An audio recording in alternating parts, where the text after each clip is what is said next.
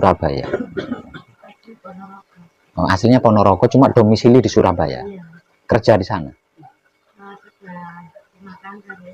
Domisili di sana berarti. Okay. Kalau panjenengan yang dari Madura tadi ya.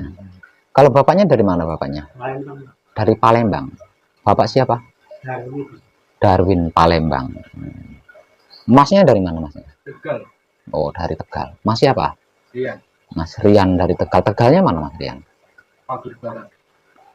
Pager Barat. Wih, gunung ya, perbukitan, dekat hutan.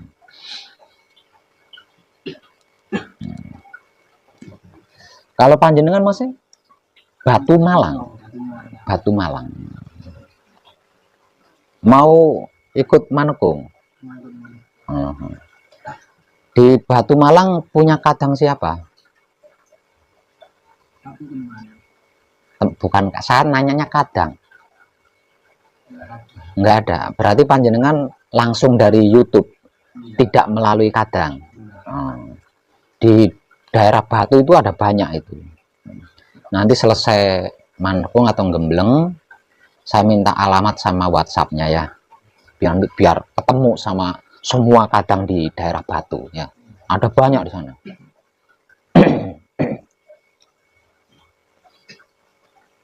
Tapi sudah menyelesaikan dasarnya di rumah 3 level. Bagus. Saya suka sekali itu. Saya suka sekali.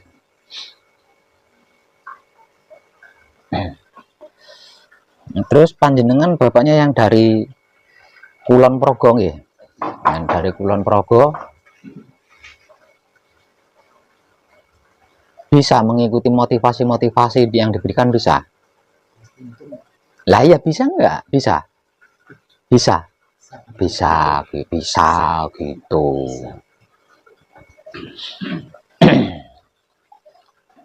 Nah, sudah di tahapan patrap samadhi apa? Patrap samadhi manunggal jati. Patrap samadhi manunggal jati adalah puncaknya manekung. Di situ ada pembelajaran mati sak jeroning urip untuk bisa mencapai tingkatan manunggal jati. Nggih. Jadi jenengan harus hati-hati. Tapi aman. Beneran aman.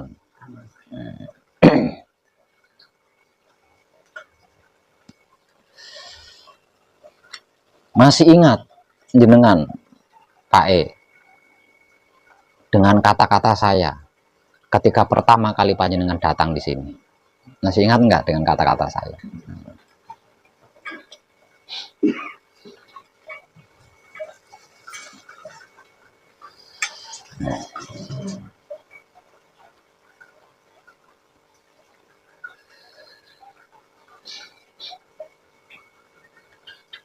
Selama mengikuti gembleng, panjenengan sudah melakukan sendiri, mengalami sendiri, dan merasakan sendiri. Artinya, panjenengan tahu kenapa saya menolak peserta manekung atau peserta gembleng yang dimulai dari nol. Itu alasan saya panjenengan sudah paham kan, karena panjenengan sudah mengalami sendiri seperti apa dan bagaimana manekung atau gembleng kalau dimulai dari nol.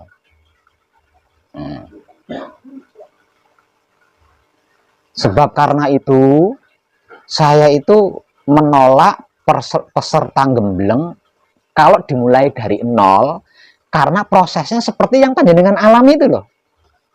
Jadi jangan dikira saya nggak tahu apa yang panjenengan rasakan, apa yang panjenengan alami, jangan dikira nggak tahu.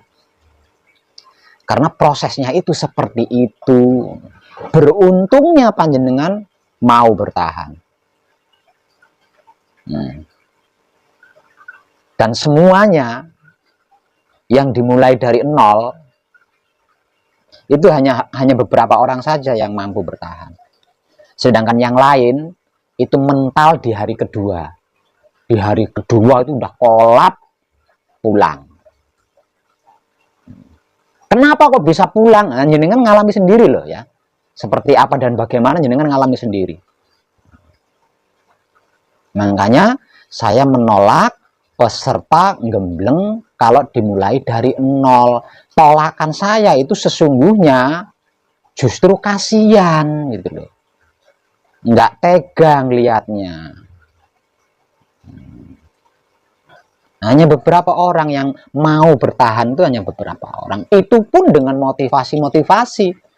Kalau ndak ada motivasi ya paling tetap mental. Tetap mental. Karena dermini dikasih motivasi. Sayang banget sampean sudah berjuang. Karena diberi motivasi seperti itu. Kalau enggak ya tetap mental semua. Saya rasa mental semua kalau dimulai dari nol. Jadi jangan anggap gampang, jangan anggap remeh itu manekung atau gembleng ya. Jangan dianggap remeh. Nah, jenengan sudah ngalami sendiri. Di awal pertama jenengan datang kan saya ngomong. Bahkan saya sempat menolak panjenengan kan. Tapi panjenengan bersikeras. Saya sudah sendiri, tidak punya apa, anak-anak sudah misah semua, nggak terbebani tanggung jawab dan lain sebagainya kan. Jenengan ngomong seperti itu kan. Semuanya juga sama.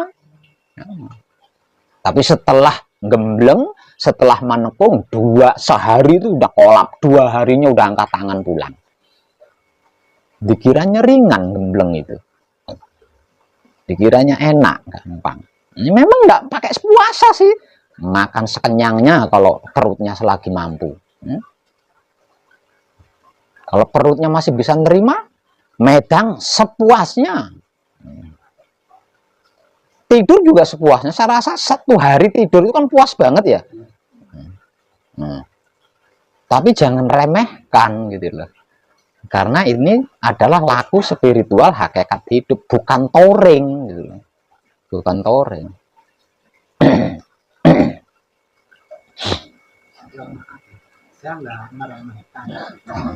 Saya enggak berbicara panjenengan meremehkan, maksudnya ini saya sedang ngasih motivasi gitu loh, sedang mengingatkan. Jadi nanti kalau ada yang ujuk-ujuk langsung percaya, wah ini bener, ini bagus, ada gaib-gaibnya langsung berangkat, itu saya nolak. Itu saya sudah nanyain panjenengan karena panjenengan mengalami sendiri dan tetap bertahan. Saya bukan nuduh jenengan meremehkan, bukan, maksudnya itu saya mengingatkan. Kenapa kok saya nolak gitu loh? Itu loh alasannya gitu loh. Alasannya itu seperti itu loh. Justru penolakan saya itu karena kasihan, tidak tegang lihat prosesnya. Bahkan ada yang kemijilan itu seperti orang gila itu saking tidak kuatnya. Ada gitu. Itu karena apa? Karena meremehkan. Satu. Yang keduanya gampang percaya. Dengan omongan saya di YouTube itu gampang percaya. Dengan apa yang saya sampaikan di YouTube itu gampang tertarik. Langsung menyimpulkan, wah ini bener nih, ini bagus. Langsung berangkat tanpa berpikir.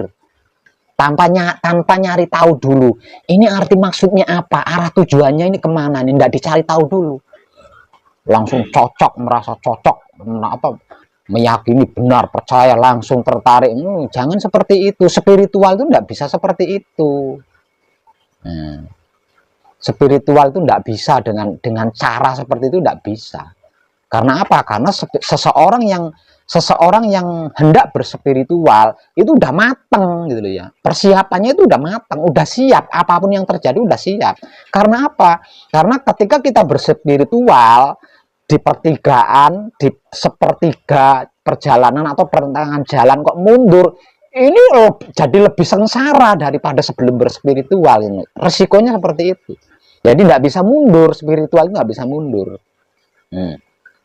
Jadi yang namanya berspiritual itu bergerak maju. Nggak ada spiritual bergerak nyamping, bergerak mundur itu nggak ada. Kalau sampai nyamping, sampai mundur, jauh lebih sakit. Jauh lebih menderita dari sebelum berspiritual. Artinya sebelum berspiritual itu sudah ada kesiapan yang matang. Itu alasan saya kenapa saya menolak peserta gembleng jika dari nol. Karena selama ini hanya beberapa orang yang mampu bertahan. Itu pun dengan motivasi yang bertubi-tubi gitu. Nah, sedangkan selebihnya itu mental semua. Nah setelah mental mau ke sini lagi nggak bisa. Karena apa? Karena kesempatan itu hanya ada satu kali, nggak ada kesempatan dua kali, itu nggak ada.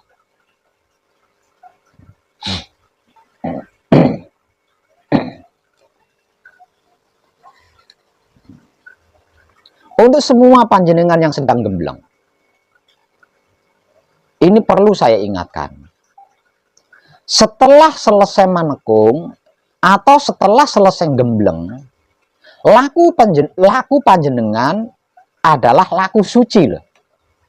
Nah, setelah selesai manekung, setelah selesai gembleng, selanjutnya laku panjenengan itu laku suci.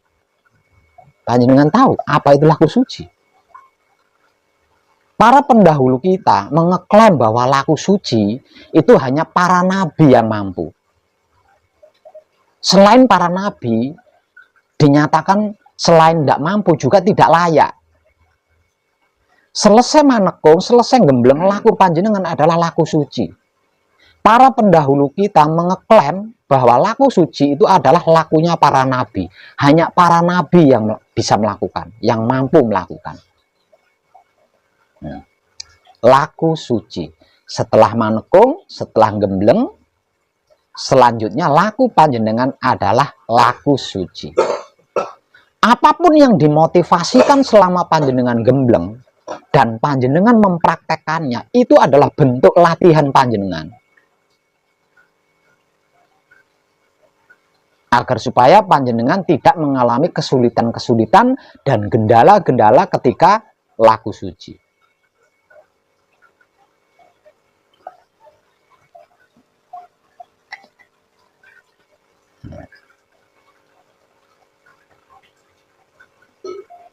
Karena apa?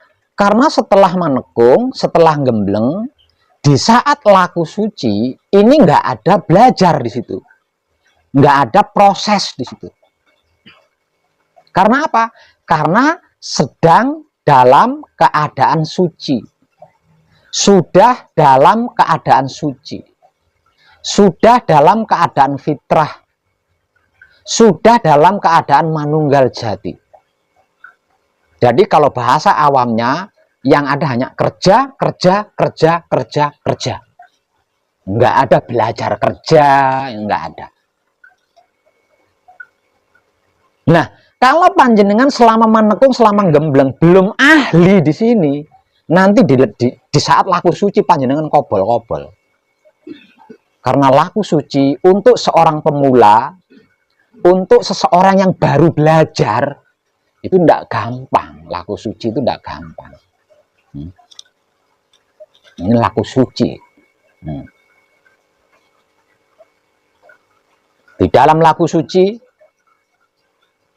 apapun harus tersempurnakan dengan teguh rahayu selamat. Sempurna saja tidak cukup. Kesempurnaannya harus teguh, harus kuat. Kesempurnaannya harus rahayu, harus menyeluruh. 7 keturunan ke kanan, 7 keturunan ke kiri, ke depan, ke belakang, ke atas, ke bawah. Kesempurnaannya harus selamat. Untuk apa sempurna kalau tidak selamat? Nah. Sempurna saja tidak cukup. Itu loh laku suci.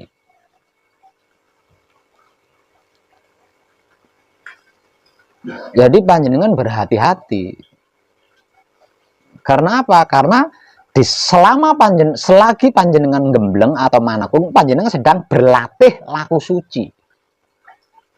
Jadi nanti ketika laku suci, panjenengan tidak belajar lagi gitu loh. Tidak meraba-raba, tidak menyalakan obor, tidak meraba-raba nyari tongkat. Tidak berpikir mencari arah. Karena apa? Karena sudah nggak belajar lagi jenengan. Kalau laku suci, kok masih belajar, ya banyak nggak berhasilnya. Banyak nggak berhasilnya.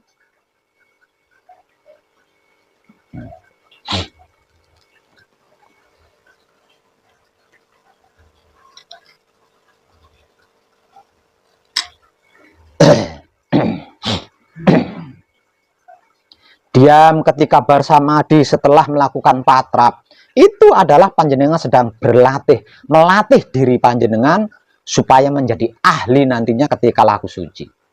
Di luar patrap samadhi, duduk, dinikmati rasanya dengan kesadaran cinta kasih sayang hidup, bergerak, berjalan, dinikmati rasanya dengan kesadaran cinta kasih sayang hidup. Ketika makan disempurnakan terlebih dahulu, selanjutnya apapun pergerakannya ketika makan dinikmati rasanya menggunakan kesadaran cinta kasih sayang hidup. Ketika minum, ketika mandi disucikan, semua itu adalah kelakuan laku suci, dan panjenengan sedang melatihnya.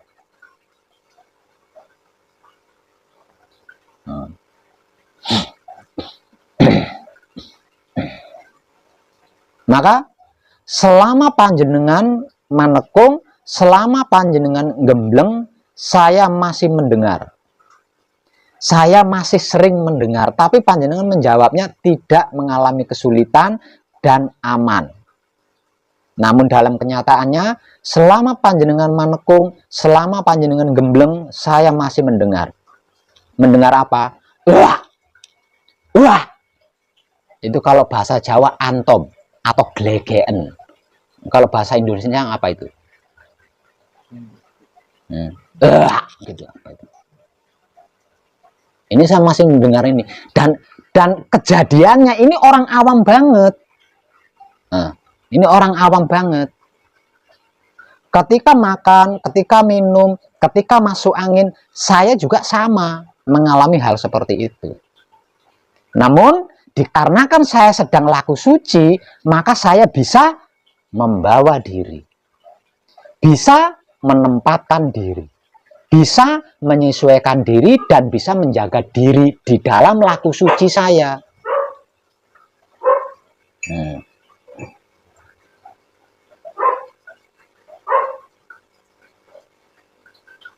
Yang saya rekam bukan glegeennya, bukan atomnya,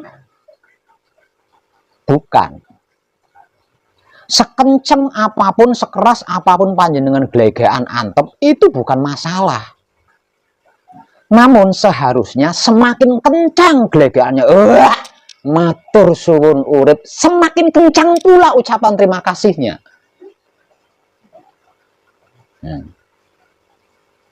Ini cuma glegean tok yang banter itu. Ucapan terima kasihnya enggak saya dengar. Lah ini kalau panjenengan laku suci, panjenengan udah jatuh di sini. Kalau panjenengan sedang laku suci, cara panjenengan bergerak, cara panjenengan bergerik seperti ini udah jatuh jenengan. Maka di dalam laku suci, seluruh pergerakan, seluruh kelakuan itu harus tersempurnakan dengan teguh rahayu selamat. Harus tersempurnakan kanthi teguh rahayu selamat.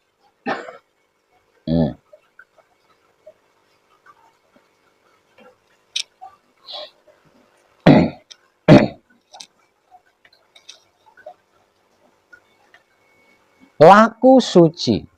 Laku adalah gerak-gerik yang dikehendaki oleh hidup, atau kelakuan yang dikehendaki oleh hidup. Suci secara sederhana berarti masuk Tuhan. Laku suci berarti kelakuan sebagai Tuhan, atau gerak-gerik sebagai Tuhan, atau perbuatan sebagai Tuhan. Karena itu di dalam laku suci, apapun itu harus tersempurnakan kanthi teguh rahayu selamat. Karena apa? Karena perbuatannya Tuhan itu sendiri.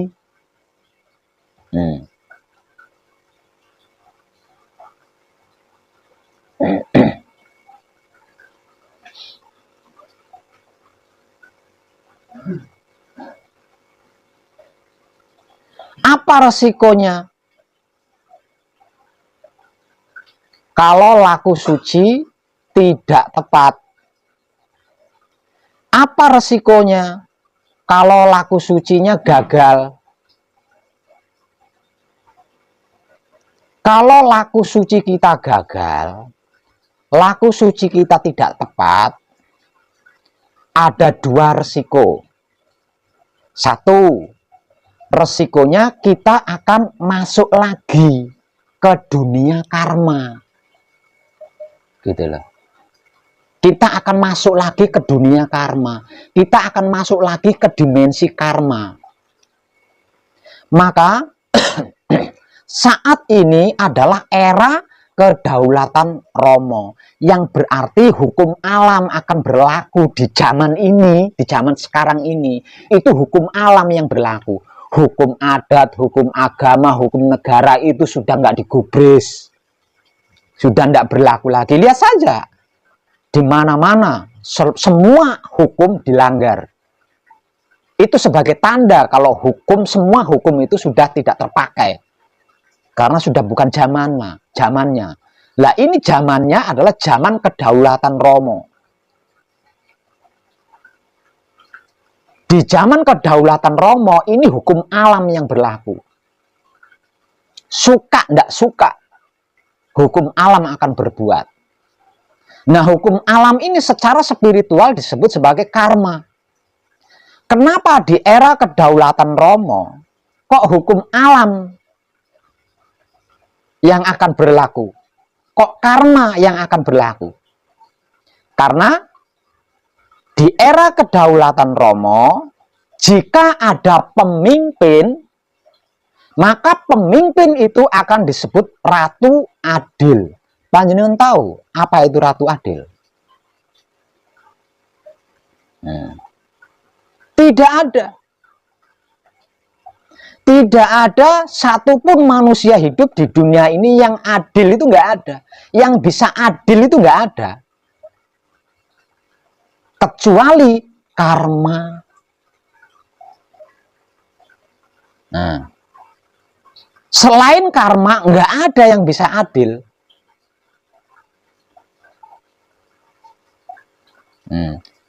Di dalam pemerintahan Ratu Adil itu karma yang akan berlaku kepada kita, yang akan berbuat kepada kita. Karena selain karma nggak ada yang adil, itu nggak ada.